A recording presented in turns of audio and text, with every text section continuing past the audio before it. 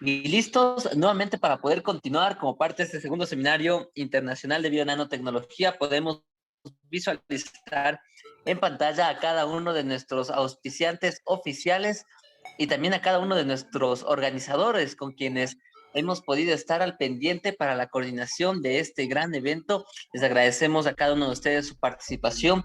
También recordarles que vamos a estar dando todas las indicaciones y las directrices para el primer sorteo, que hoy lo vamos a estar desarrollando al final de esta conferencia.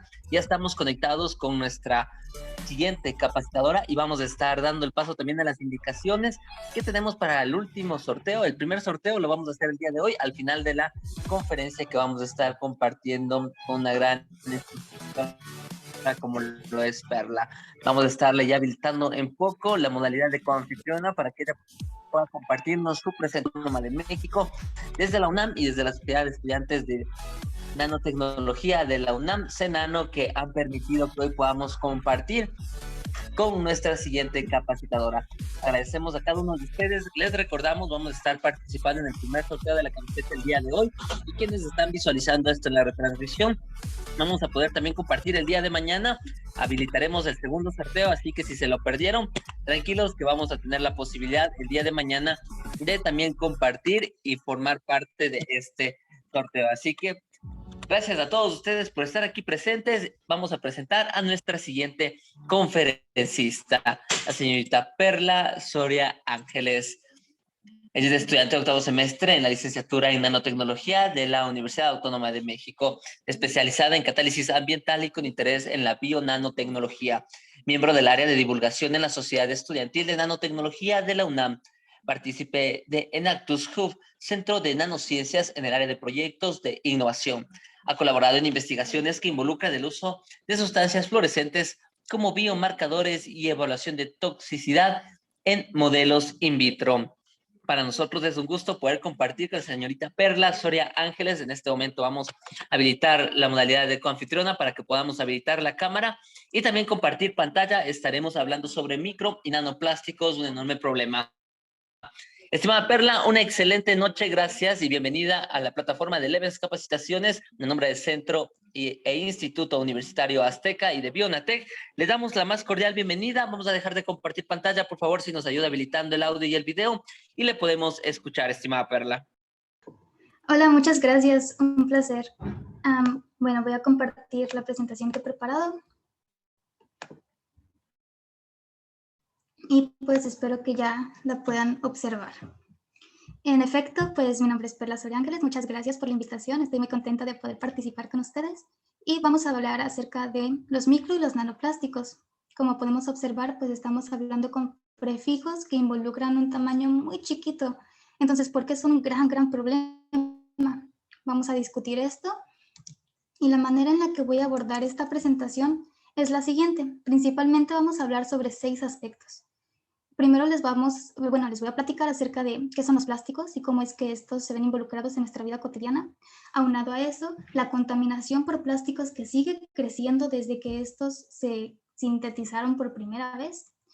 También, cómo es que estos materiales llegan al final de su vida útil, cómo son los procesos de degradación. Y tendremos que hacer un paréntesis para entender lo que sucede en el mundo nanométrico, para así poder definir si los micro y los nanoplásticos realmente son o no un riesgo. Para concluir, les voy a presentar un poco del trabajo que estoy realizando en el Centro de Nanociencias y Nanotecnología acerca de la internalización de nanopartículas de PET en un modelo in vitro, para pues finalmente dar paso a las referencias y a la sesión de preguntas y comentarios. Para empezar, pues tenemos que el siglo XX es denominado como el siglo de los plásticos, ya que este material comenzó su vigor y su auge por los años de 1950. La primera vez que se utilizó la palabra plástico fue en 1630, y esta se usaba para denotar aquellos materiales que tenían la capacidad de ser moldeados fácilmente. Esta característica se le atribuye a cómo están ordenadas las moléculas en estos materiales, y es que estos materiales tienen macromoléculas. En la figura 1 se esquematiza cómo se conforman estas. A partir de monómeros, donde el prefijo mono involucra una única unidad, mediante procesos de polimerización, los cuales no discutiremos a profundidad en esta presentación, se forman enlaces covalentes entre ellos de tal manera que se obtiene una cadena polimérica, lo cual es denominada polímero. Esta cadena puede ser lineal, como se muestra en la imagen, puede tener ramificaciones o incluso puede estar entrecruzada, de tal manera que ciertos monómeros se unan covalentemente entre cadenas diferentes.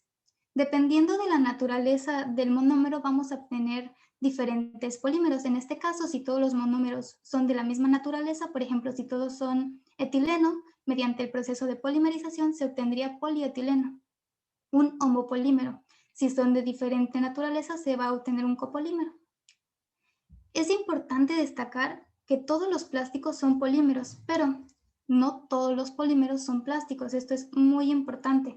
Tenemos polímeros naturales y sintéticos, y los naturales son aquellos que fueron sintetizados por un organismo vivo y que no necesitan ser modificados para su uso, se pueden usar tal y como están. Es el caso del algodón, del ARN, de los polisacáridos, y los sintéticos son aquellos que se ven intervenidos por el hombre. El hombre de alguna manera los desarrolla manejando a placer pues estos monómeros para que den ciertas características específicas para una aplicación. Pero ¿por qué los plásticos son tan populares? Prácticamente podemos encontrar cualquier objeto hecho de plástico. Si bien un objeto en un principio puede ser de metal o de cerámica, hay una variante indudablemente de plástico del mismo objeto. Entre las características de todos los plásticos es que son resistentes, fáciles de procesar, su producción resulta muy barata, son ligeros y las propiedades físicas dependen de los monómeros de los cuales está integrado. Además de que en el proceso de manufactura se le añaden diferentes sustancias químicas que hacen que resalten o disminuyan algunas propiedades indeseables o deseables dependiendo de la aplicación. En la figura 2 podemos observar los sectores de aplicación de los materiales plásticos en Europa. Europa y Asia son los principales distribuidores de plástico. Y en esta gráfica podemos observar que el 40%, casi la mitad del plástico que se produce, está destinado a envasados. ¿Cómo es posible esto? El 20% se dedica principalmente para la industria de construcción y edificación, y el 10% de automoción, además de que pueden ver los diferentes porcentajes que se muestra de igual manera. ¿Cómo es posible que un poquito menos de la mitad se dedique a algo que va a ser usado una única vez?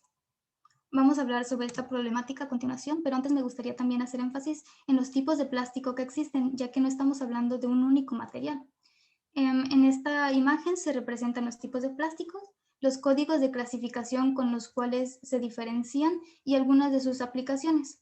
Empezando por el número 1, tenemos el tereftalato de polietileno, mejor conocido como PET, siguiendo por el polietileno de alta densidad, el policloruro de vinilo, el polietileno de baja densidad, el polipropileno, el poliestileno, y ojo aquí, aquellos plásticos que están denotados con un código de clasificación del número 7 no estamos hablando de un material nada más como en los demás casos, sino que estamos hablando de muchos materiales, tal es el caso como poliamidas, policarbonatos o incluso PMMA.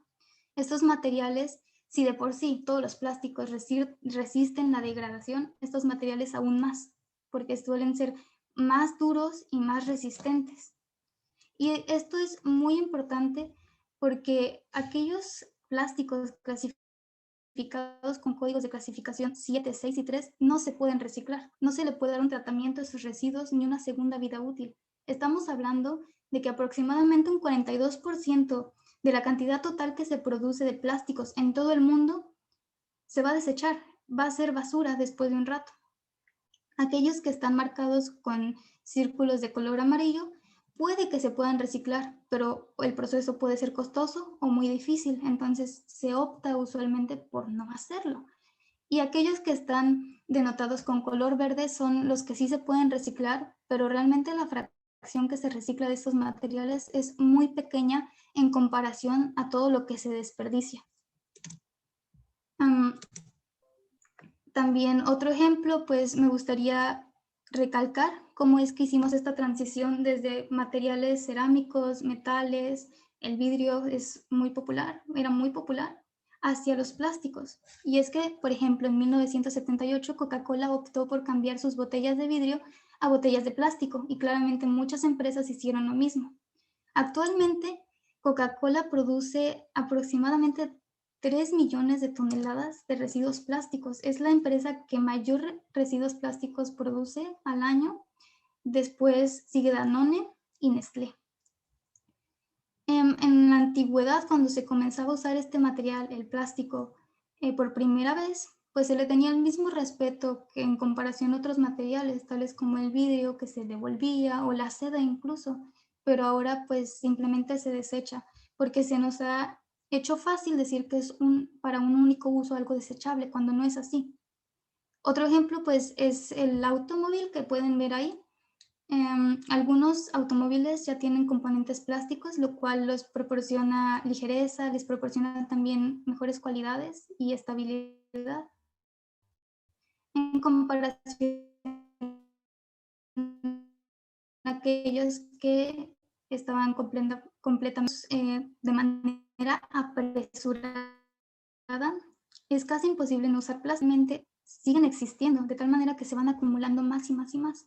Y algo importante a destacar es que, por ejemplo, en este tipo de envases que no tienen ningún código de clasificación, usualmente están hechos con materiales que entran dentro del código de clasificación número 7. Es decir, tenemos un material destinado a un solo uso que está hecho de un plástico que definitivamente no se puede reciclar. ¿Por qué? También es importante recalcar que de todo el plástico que se ha producido desde un inicio, la mitad de todo eso se ha producido a partir desde el año 2005. Estamos incrementando la demanda de plástico exponencialmente y pareciera que no va a parar.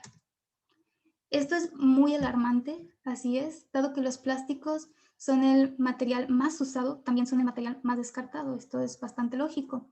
En cifras tenemos que el 79% de todo el plástico que se ha producido sigue acumulado en la tierra a manera de basura, ya sea en vertederos o contaminando la naturaleza. Y eso no es todo. De este total, del 15 al 40% de todos estos desechos va a terminar en medios acuáticos. Me refiero a que van a terminar en el mar, en el océano, en ríos, lagunas, humedales, manantiales, etc. Estamos hablando de que al menos 13 millones de toneladas de basura van a contaminar el agua. Y esto es muy impactante porque estos dos paisajes que les pongo no son algo desconocido para nosotros, es algo ya muy cotidiano. Podemos ver las calles llenas de basura y pues muchos medios y muchos ecosistemas más contaminados con esta. Lamentablemente, pues esto tiene un impacto en la calidad de vida de los animales, también en la flora, pero pues específicamente y hablando un poco más acerca de los organismos con los cuales tenemos mayor similitud, pues estos animalitos se ven obligados a convivir con la basura, de tal manera que le están integrando también a sus rutinas. Algunos usan los desechos plásticos para construir sus hogares, para refugiarse. Otros se ven obligados a convivir con esta basura integrada o enredada en sus extremidades, de tal manera que les produce asfixia, mutilaciones y subsecuentemente la muerte. También hay muchos animales que la ingieren o ingieren estos residuos pensando que pues es comida. Además de que el olor, que usualmente también usamos estos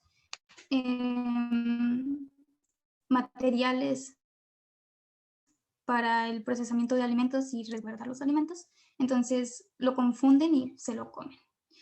Y a pesar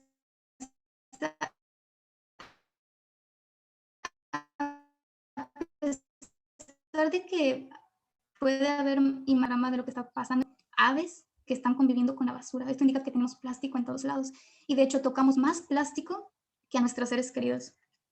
El plástico ha llegado incluso a zonas en las que el hombre pues no vive ahí, zonas que no están civilizadas. Se tiene el reconocimiento de plásticos en los picos más altos de montañas e incluso en las profundidades del océano. ¿Cómo es posible que estemos contaminando ecosistemas que no habitamos? Desde la producción de los plásticos de 1950 hasta el 2017 se han producido 9.2 mil millones de toneladas,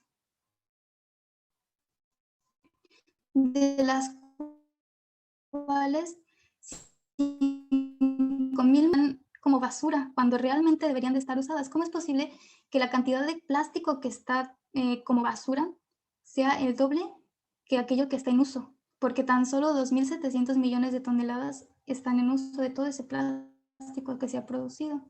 También para eliminar todos estos residuos, algunas empresas, algunas personas optan por incinerar todos estos residuos plásticos, lo cual pues también altera gravemente pues al ecosistema en general, dado que se emiten gases nocivos, principalmente de dióxido de carbono, el cual implementa pues el cambio climático, también ayuda a que la capa de ozono se vaya desgastando, el efecto invernadero, entre otras cosas.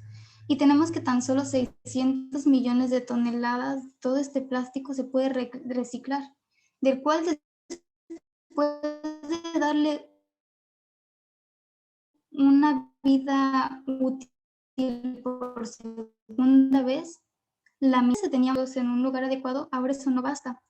Tenemos ahora unas 5 R's que se basan en reciclar, en reutilizar. Si algo sirve, tratar de reutilizarlo lo más que se pueda hasta que llegue al final de su vida útil, reparar lo que no sirve y evitar el consumo excesivo, recuperar, es decir, separar los elementos que pueden tener una segunda vida de los que no cuando están todos agrupados, por ejemplo, en un mismo dispositivo, y finalmente reducir nuestro consumo y reducir pues la producción de estos materiales, además de que pues vivimos en un sistema capitalista no regulado, entonces realmente no hay legislaturas que te digan que no puedes producir en exceso o consumir en exceso. ¿Qué pasa con toda esta basura? Bueno, una vez que llegan al mar, que puede ser por corrientes de viento o corrientes de lluvia, los objetos van a moverse por medio de corrientes convergentes hacia zonas específicas. Estas zonas son conocidas como parches. Antiguamente se les solía llamar islas de basura, pero en los parches lo que ocurre es que la concentración de plásticos en el centro es muy diferente a la que hay en las zonas de la periferia.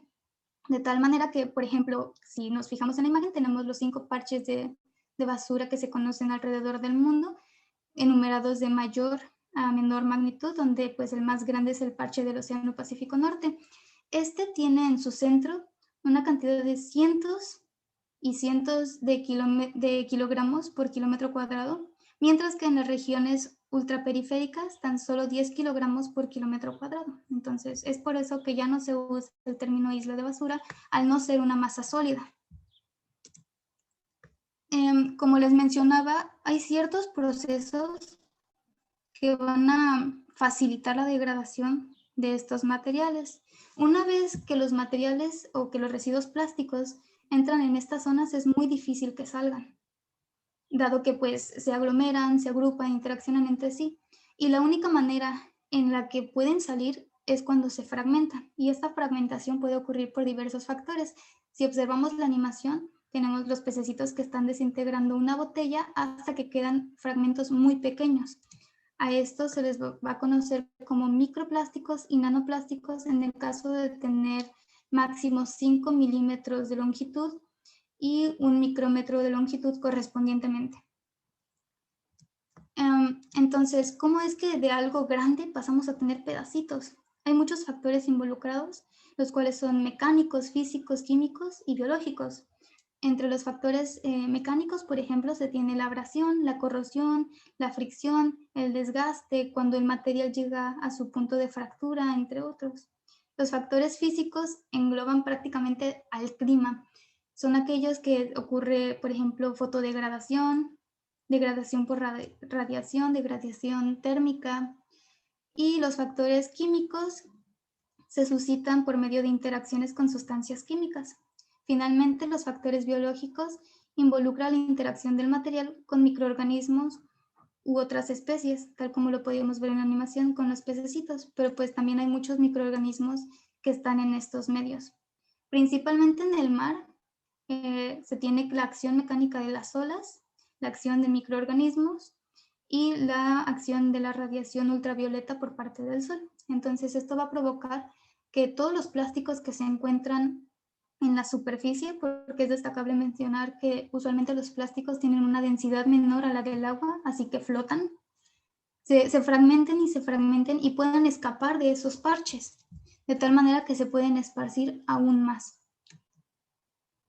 ¿Esto es importante? Pues sí. Lamentablemente se ha encontrado que estos microplásticos son ingeridos por estos organismos, de tal manera que podemos ver en la figura 12 un pez con su estómago lleno de microplásticos. Esto ya no es anormal, realmente ya es un problema existente y latente. Se tiene de diversos estudios que todas las playas, todas las arenas de las playas ya tienen micro y nanoplásticos, entonces es indispensable saber qué es lo que ocurre cuando interaccionan con el organismo, porque puede que ese pez haya muerto o no debido a la ingesta de pues, estos microplásticos. Fijándonos en la figura 13, les voy a explicar un poquito más de qué consta este esquema. Y en primer lugar, en el número 1, tenemos pues todos estos residuos plásticos macro. Se van a fragmentar y puede llegar un pez a ingerir estos fragmentos. Esto los confunde con comida, además de que cuando disminuye su tamaño, se puede ir impregnando de ciertas sustancias que hagan que el pez crea que es comida, ya sea por el olor o por mera cuestión visual. Pero también puede llegar un segundo pez más grande que se coma al primero y de manera indirecta se estaría comiendo estos micro y nanoplásticos, los cuales no serían iguales a los que ingirió el primer pez, porque ya tuvieron contacto con los fluidos gástricos del primer pez, además de que estuvieron en contacto con todo su sistema digestivo.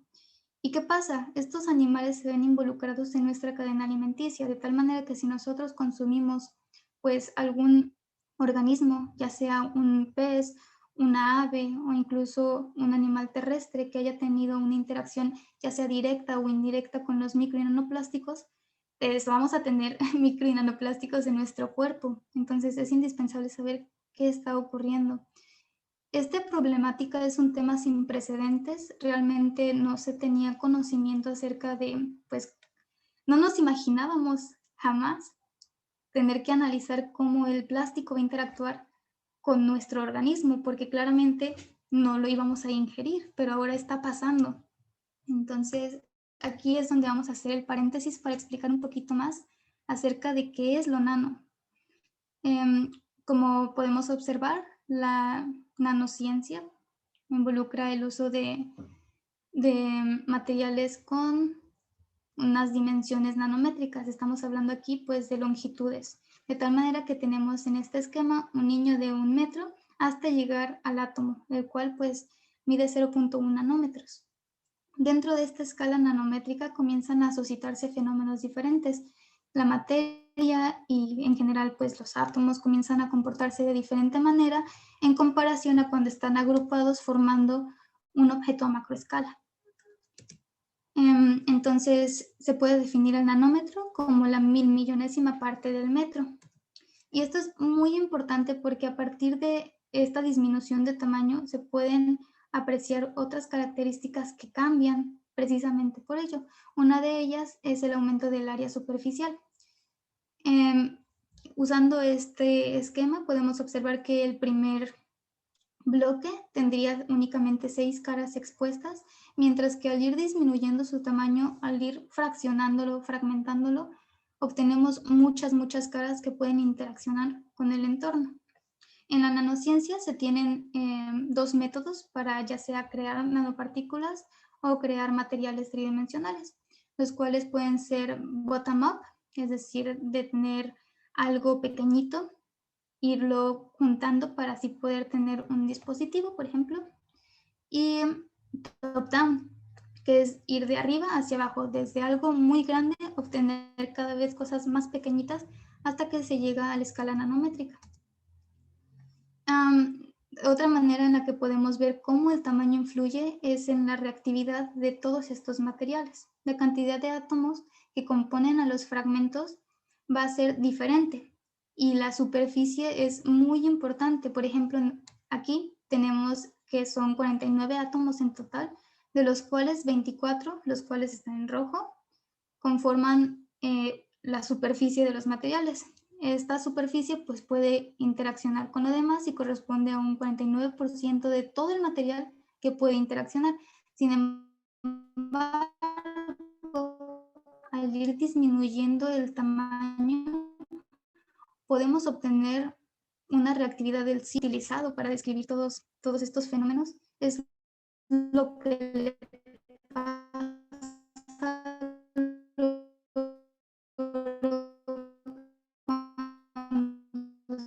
se cambia de macro a una escala nanómetro y que tiene estas características que se observan en la imagen. Sin embargo, cuando lo vamos haciendo cada vez más pequeño, todas esas propiedades cambian por completo. De tal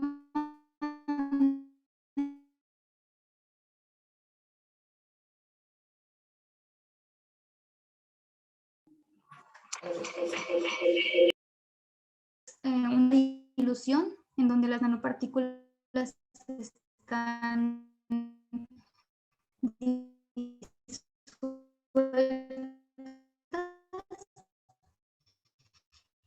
y esta es una imagen que tomé en un laboratorio en el cual utilizamos nanopartículas.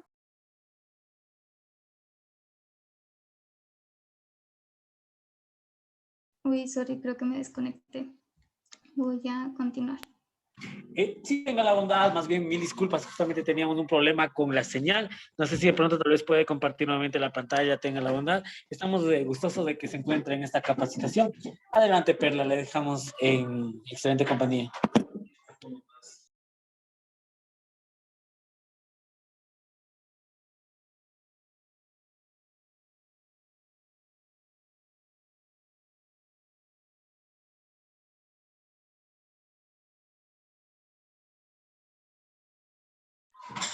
Sí, de pronto me escucha, tenga la bondad. No sé si de pronto tal vez la señal en este momento tenemos un poco entrecortada y no logramos escucharle, Perla. Tal vez de pronto puede conectarse nuevamente.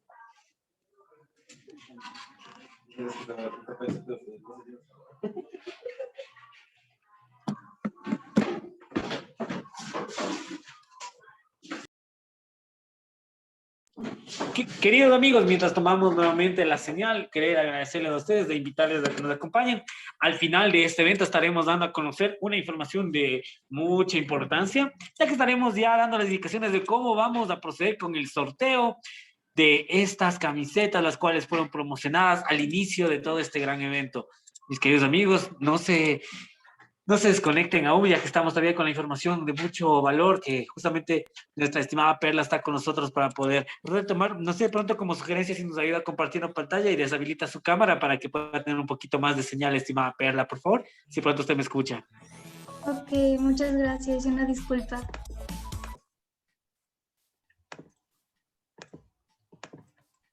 Listo.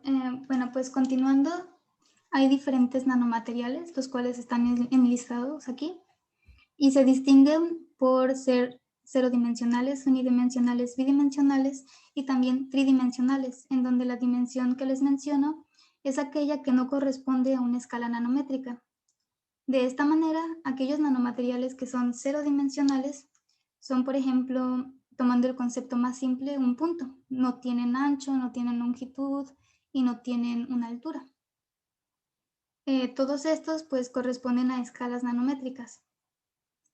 Por otra parte, los unidimensionales son aquellos que, por ejemplo, son las nanofibras, que tienen quizá una longitud, pero su altura y su anchura siguen siendo dentro del rango nanométrico. Y pues lo mismo para los materiales bidimensionales. Tienen una longitud, un ancho, pero la altura puede ser todavía dentro del rango nanométrico. A partir de la combinación de estos nanomateriales se puede formar una estructura completamente tridimensional. A pesar de que la nanotecnología pues pueda producir cierto miedo debido a que no se sabe con certeza los riesgos ni tampoco los potenciales que tienen estos materiales, ya se comercializan. En la figura 19 observamos tres objetos que usan nanotecnología para producir una mayor atracción a su público. En primer lugar, pues tenemos una pelota de golf, la cual tiene nanomateriales en su interior que hacen que sea más ligera y así pueda adquirir una mayor velocidad. Involucrándonos ya con aspectos que involucran pues la alimentación, el yogurt griego tiene también nanopartículas de óxido de titanio, lo cual le brindan ese color blanquizco, además de la consistencia. Entonces, si comen yogurt griego, es muy posible que estén ingiriendo nanopartículas. Y finalmente, un teléfono cuya pantalla se puede doblar y al mismo tiempo ser una pantalla táctil, gracias al empleo del grafeno. Entonces, no hay que tenerle como tal miedo a esta ciencia, sino que hay que explorarla para saber cómo utilizarla y cómo disponerla de manera segura y pues de cierta manera eficaz. Ahora, regresando al tema principal, ya habiendo comprendido cómo es que los micro y nanoplásticos pueden suponer un riesgo, tenemos que destacar que existen fuentes primarias y secundarias de estos plásticos. Las fuentes secundarias de micro y nanoplásticos involucran las que les acabo de mencionar, que a partir de objetos muy grandes, estos se fragmentan y se obtienen estas partículas. Sin embargo, las fuentes primarias son aquellas que involucran la creación de micro y nanoplásticos de manera deseada. Tal es el caso, por ejemplo, de la diamantina. Y la diamantina se usa como adorno en muchos objetos, tales como la ropa e incluso el maquillaje. Entonces estamos teniendo ya un contacto directo con estos microplásticos en la piel. Esto es bastante interesante porque, como les menciono, si se llegan a degradar o por acción del sol, por ejemplo, podrían irse degradando y algunos componentes podrían pasar la piel. Es muy importante pues también destacar que el transporte de residuos, ya sea plásticos a macroescala y en micro y nanoescala, cómo se da en los diferentes ecosistemas, ya sea terrestre y acuático. Entonces, dada la ligereza, se van a transportar, además de que pues los animales y nosotros también movemos de una zona a otra estos materiales. Se tiene claro que hay diferentes micro y nanoplásticos dependiendo la zona. No es lo mismo medir la cantidad o la concentración de estas partículas en zonas que sean altamente antropogénicas a unas que no. Entonces es muy diferente la concentración quizá de micro y nanoplásticos que se va a tener en un humedal que está cerca de una fábrica en comparación a uno que está en una comunidad rural. Y finalmente tenemos, para concluir esta presentación, bueno, este slide, que no se pueden comparar los resultados de investigaciones. Lamentablemente no existe un protocolo que estandarice cómo es que se tienen que llevar a cabo pues, estos estudios, de tal manera que hay personas que realizan sus propios micro y nanoplásticos con diferentes métodos. Entonces, esto es una variante que pues hay que tomar en cuenta. Hay que tomar en cuenta el tipo de material que se usa, porque pues plásticos hay muchos. El tamaño, pueden ser de diversos tamaños, pueden tener diferente forma, y pues todo esto influye y hace muy difícil que sean comparables los resultados.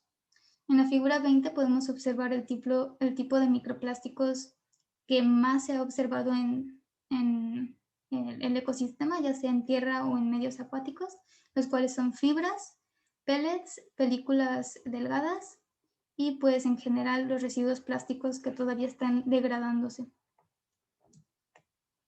Y pues, ¿cuáles son los posibles efectos?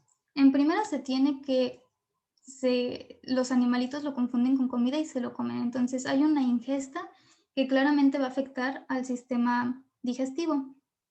Los plásticos no tienen ningún valor nutricional, además de que van a producir una sensación de saciado. Entonces, esto va a alterar su metabolismo, va a alterar pues incluso la conducta de los animalitos. Y algo muy importante en tomar en cuenta aquí es la bioacumulación. ¿Qué le pasa a esos materiales? Si no los puedes excretar, los va a ir acumulando y los va a ir acumulando hasta que llegue a tener una concentración que puede ser letal. También se puede traslocar. Estas partículas, al ingresar, por ejemplo, por el sistema digestivo, pueden absorberse mediante las células del estómago y viajar a través del torrente sanguíneo hacia otras zonas. Entonces puede provocar pues ciertas condiciones asociadas a diferentes órganos y finalmente pues envenenamiento, dado que a disminuir su tamaño, las partículas que se van generando son más propensas a interactuar con el medio que tengan pues circundante, de tal manera que hay muchas sustancias químicas que se les van a añadir y pues esto puede resultar muy perjudicial para los organismos vivos.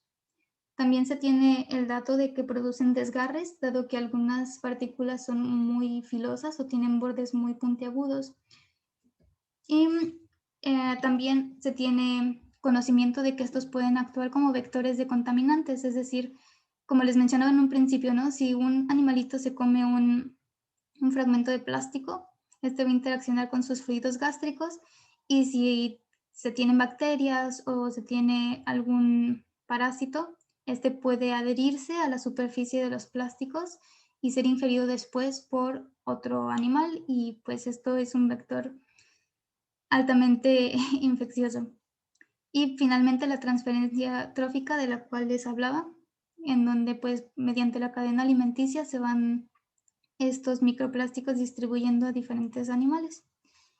Es importante destacar que hay diferente interacción a los niveles organizacionales, en donde pues tenemos que en la biosfera ya estamos viendo cómo es que impacta la contaminación ambiental por los plásticos a macroescala, pero ¿qué es lo que pasa cuando ya nos adentramos a niveles organizacionales que involucran a los órganos, al tejido, a las células y a los organelos? Entonces, con ayuda de la nanociencia podemos determinar y observar qué es lo que está pasando.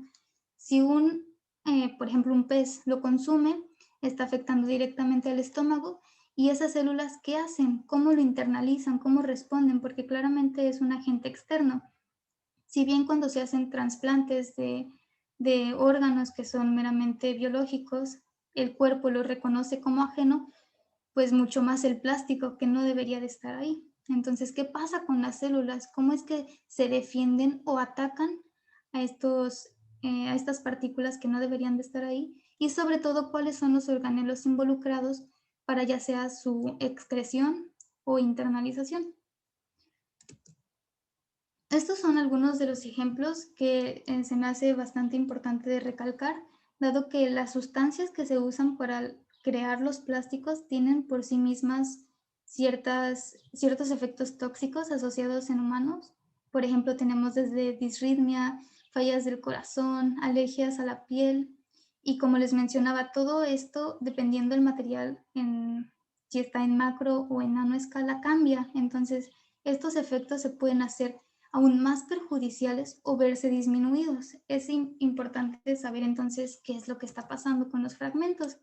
Y pues respecto a la investigación que estoy haciendo, es una internalización de nanopartículas de PET en una línea de carcinoma de mama, precisamente para saber qué es lo que está pasando con estas nanopartículas, cómo es que células epiteliales están respondiendo ante este estímulo, si pues pueden ser viables, si continúan siendo sanas, si continúan reproduciéndose o si optan por la apoptosis.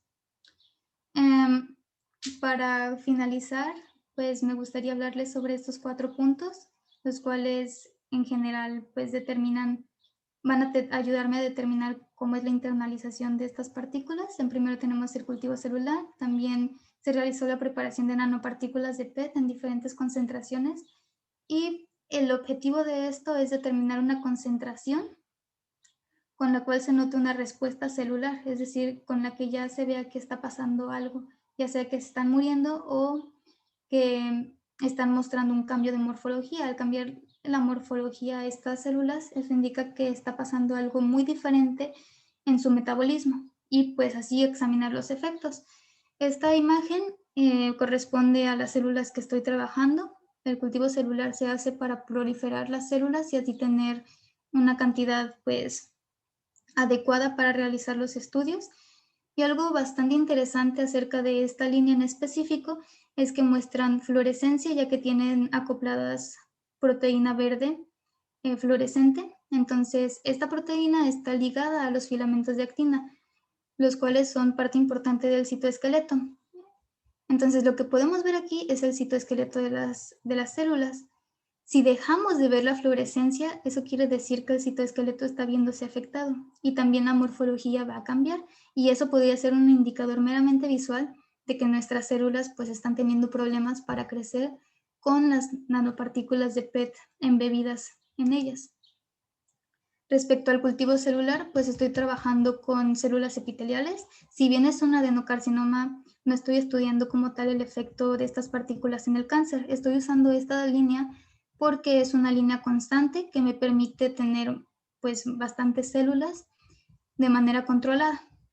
Estas células también son importantes porque son epiteliales adherentes, de tal manera que las puedo adherir a una cajita de Petri y al ser epiteliales me van a decir qué es lo que está pasando en el interior de los órganos, ya que las células epiteliales son aquellas que se encargan de recubrir pues, a los órganos en su pared interna. En las condiciones de cultivo, pues hay que tener protocolos estandarizados, el equipo tiene que estar estéril y hay que conocer muy bien cómo es que vamos a trabajar con esta línea, cómo es su morfología, cómo se desarrolla para poder notar cuando hay un cambio que no debería de suceder en medios o en condiciones normales. Un ejemplo de ello es el color del medio. El medio es una sustancia que provee de nutrientes y de vitaminas a las células para que puedan continuar creciendo. Sin embargo, si este, que es rojizo, cambia, por ejemplo, a amarillo, eso quiere decir que se está acidificando y que nuestras células pues están muriendo. También en esta etapa pues se congelan células para poder seguir con la línea y después trabajar con estas mismas células de manera constante. Y un replaqueo, es decir, si ya tenemos muchas células en una misma cajita de Petri, distribuirlas para que tengan condiciones adecuadas para su crecimiento. Respecto a la preparación de nanopartículas de PET, hay diferentes métodos, como les mencionaba. Nosotros optamos por hacer una dilución por ácido tricloroacético, la cual consta pues de tomar un objeto a macroescala, obtener viruta y diluirlo en este ácido a cierta temperatura con agitación constante. Después hacer una suspensión con los materiales obtenidos y después medir el tamaño que se obtiene. En promedio, el tamaño que se obtuvo es de unos 4.000 a 9.000 nanómetros. Entonces estamos hablando de que son microplásticos.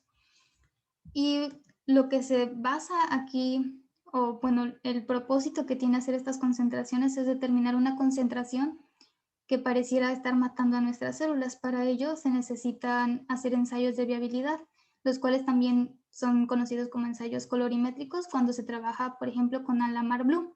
Este es un compuesto que contiene resasurina, la cual mediante reacciones redox se ve reducida a resorufina, la cual cambia de color. Teniendo un color rosa pasa a ser un color azul. Teniendo un color azul pasa a ser un color rosa. También se tiene que tomar en cuenta pues un control positivo y uno negativo, uno que nos indique cómo es que nuestras células interaccionan cuando están sanas, sin ningún estímulo, y cómo es que nuestras células van a reaccionar cuando sabemos que hay algo que las está matando, y poder hacer así esta comparación. Y finalmente, pues examinar los efectos es importante. Hasta la fecha, mi investigación únicamente consta de las 2 primeras etapas, las cuales concluirán aquí. Y esto es como lo que se tiene previsto para desarrollar.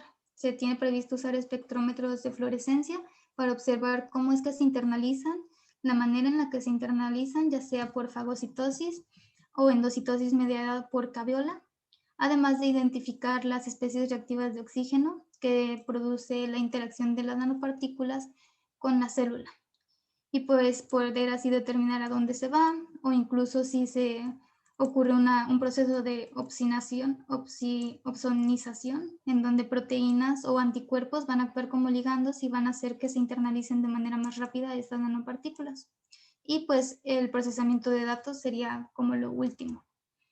Ya para terminar esta presentación, me gustaría mostrarles esta imagen en la cual pues se pueden observar las nanopartículas embebidas en endosomas, en una célula de macrófagos, en una línea de macrófagos. Entonces se tiene ya previsto que esas nanopartículas pueden interaccionar incluso con el núcleo, pero no se tiene como tal un efecto citotóxico, no mata a las células, simplemente se queda ahí. Así que habría que explorar qué es lo que sucede con esta acumulación de plásticos y cómo es que afecta, porque pues sí tiene que tener cierta afección. Este trabajo lo estoy desarrollando con la doctora Ana Guadalupe Rodríguez Hernández, precisamente en el Centro de Nanociencias, y pues me gustaría bastante agradecer a mis compañeros Mauricio Castilla Pulido, con quien estoy realizando una investigación similar a esta, y a Sandra Guadalupe Méndez López por la invitación, al igual que a la Senano, y pues a ustedes por tener el interés de escuchar mi plática. Muchas gracias. Estas son las referencias, algunas de las referencias que usé para desarrollar este trabajo. Y finalmente mi contacto por si tienen dudas o comentarios extra que les gustaría saber. Claro que sí, efectivamente, el mejor es el punto agradecerles a nosotros, a usted, estimada Perla. Es un enorme placer que vamos a contar con ustedes. Es una investigación muy, muy interesante. Mis queridos amigos, de pronto si tienen alguna inquietud, por favor, lo pueden hacer en este momento.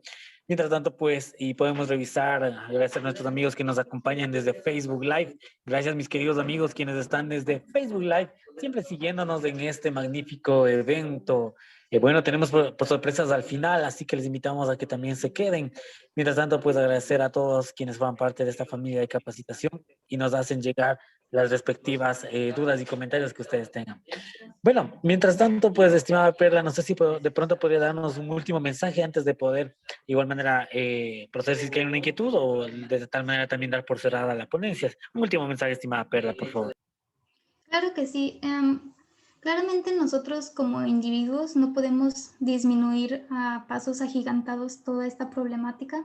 Sin embargo, es necesario conocer a qué nos enfrentamos porque ya están los microplásticos hechos y se van a seguir formando dado que hay mucha contaminación y muchos residuos plásticos que están destinados a sufrir esos procesos de degradación. Entonces es importante conocer cómo prevenir y cómo, pues de cierta manera, saber que lo causante de ciertas condiciones son estos micro y nanoplásticos. No ver a la nanociencia como algo que únicamente implica riesgos, sino también algo que puede ser muy beneficioso, dependiendo pues de su uso.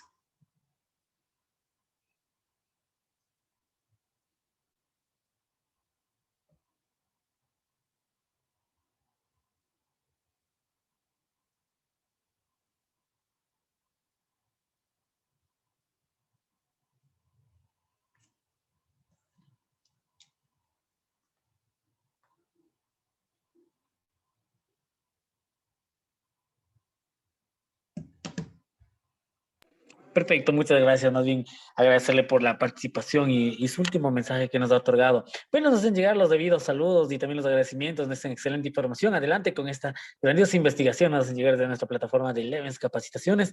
Un gustazo más bien haberle tenido a usted, Perla, en este evento, ¿no? Será hasta una próxima. Agradecerle nuevamente y pues que le vaya muy bien. Éxito en todas sus investigaciones y a la familia Senano también. Agradecerle siempre esta colaboración que tienen con nosotros, estimada Perla. Una buena noche. Agradecerle nuevamente a usted. Nos hacen llegar igual unos saludos, tanto desde nuestra plataforma de capacitación, nos dice Saúl Saavedra. Buenas noches. Han investigado sobre las bacterias come plásticos, la Indonella sacaiensis, porque aún no la usan a gran escala para resolver el problema de la contaminación del plástico. Nos pregunta pronto, pues la podemos darle una respuesta a la pregunta, por favor. Claro, no, nosotros no investigamos como tal estos microorganismos, dado que primero queremos saber cómo es que sin la ayuda de estos microorganismos se está interaccionando con estas partículas de una manera directa. Entonces es más un ensayo para saber qué tan viable es que nuestras células resistan o no la interacción con el plástico que no debería de estar ahí. Muy amable, gracias por la respuesta, Perla. Le agradecemos. Bueno, no tenemos más inquietudes. Nuevamente agradecerle a ustedes, ¿no? De todo corazón, Perla. Éxitos en todo lo que usted realice y será hasta una próxima. Que le vaya muy bien y agradecemos a todos nuestros participantes de igual manera. Muchas gracias. Buenas noches. Excelente noche y mis queridos amigos, vamos con la sorpresa que hemos preparado para todos ustedes que nos han acompañado en esta noche. Vamos a dar ya el paso a las personas quienes han accedido a la promoción, la promo, super promo especial. Recuerden muy bien que de este evento, ustedes con la cancelación de este evento tienen el acceso a esta certificación internacional en su segunda edición, al igual que el webinar de biotecnología para la certificación de aprobación, el ebook premium y también la base de datos NSBI con un simulador de biotecnología. Y vamos a dar los tips para aquellos quienes participan, sean de asistencia a aprobación, nos encuentran en nuestra plataforma. Vamos a sortear las 2 camisetas, vamos con la primera, pero para ello vamos a indicar que el sorteo será el día de mañana en el inicio del evento, el día de mañana viernes a las 17:30 hora de Ecuador. De sus países, por favor, consulten la hora en la cual sea la idónea, la que cuadra con las 17:30 en hora de Ecuador y estarán presentes. Pero solamente participarán las siguientes personas. Por favor, producción me permite compartir en este momento la pantalla para nosotros poder otorgarles a ustedes de cierta manera toda la información de cómo lo van a realizar. Miren, mis queridos amigos, mucho ojo a mi pantalla, por favor. Les comparto en este momento la pantalla de Levens Capacitación, especialmente de las capacitaciones de biotecnología. En esta publicación que fue hecha hace 38 minutos, en el que sabías que, y justamente el curso de información de especialidades de Cañamo, por favor, mis queridos amigos, vamos a tener un evento de cannabis sativa, barsativa. Y después, pues todos ustedes están invitados. Quienes vayan a participar para la camiseta deben hacer lo siguiente.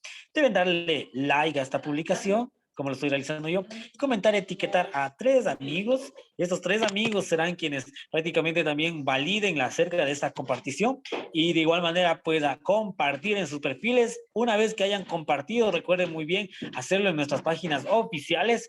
Y finalmente nos dirigimos a la sección de opiniones. En opiniones, como yo lo estoy realizando en pantalla en este momento, mis queridos amigos, deben realizar la opinión. Miren, en este momento vamos a empezar recolectando las opiniones debidas. Van a ser todas las opiniones que a partir de hoy, las 20:20 hasta mañana, que va a ser el día viernes, hasta las 17:30, el número de opiniones que nos hayan dejado. Para nosotros es muy importante las recomendaciones, es muy importante sus sugerencias y sobre todo también su experiencia de cómo se siente con nuestros eventos. Les agradeceríamos, nos dejan aquí. El número de opiniones será sorteado para que el número ganador que sale el día de mañana se lleve la camiseta, la primera camiseta de este gran evento, mis queridos amigos. Así que por favor, corre el reloj, nuevamente les indico súper rápido. En la página se llama Capacitaciones Biotecnología. Van a dirigirse a la primera publicación que se encuentra acerca del curso de formación de especialistas en cáñamo, cannabis sativa, barsativa. ¿Para qué, mis queridos amigos? Para que ustedes puedan darle like, comenten y etiqueten a 3 amigos suyos y pueden hacerlo etiquetando a sus 3 amigos, los colocan y luego lo comparten, tengan la bondad. Una vez que lo hayan compartido, recuerden ir muy bien para nosotros validar el día de mañana a la sección de opiniones, y en opiniones nos dejan su opinión de todo corazón, mis queridos amigos. Díganos lo que debemos mejorar, en lo que debemos tener, o a su consideración las felicitaciones para nuestros ponentes que son bien merecedores al conocimiento que han impartido en esta jornada.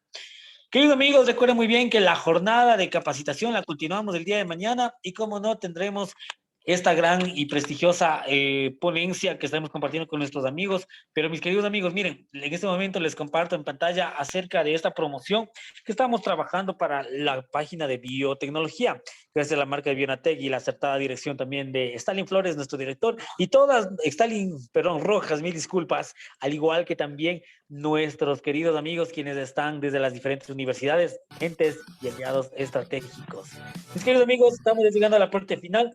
Ha sido un gusto poder compartir con ustedes. Los esperamos el día de mañana desde las 17:30 para que en este evento podamos tener y proseguir con la investigación en la parte de bio-nanotecnología. En nuestra segunda edición les agradecemos un montón y estaremos compartiendo el día de mañana empezaremos con broche de oro, ¿no? Compartiendo con estos excelentes ponentes que son doctores muy bien preparados con los temas de química y biomedicina. Estaremos compartiendo el día de mañana, al igual que también estaremos cerrando y compartiendo con la ingeniera, primero vamos con la ingeniera, con la química, perdón, Fernanda Romero. Estaremos compartiendo desde Alemania, mis queridos amigos. Muchas gracias a nuestra química Fernanda Romero, que estará con nosotros, al igual que a la máster Gabriela Campos.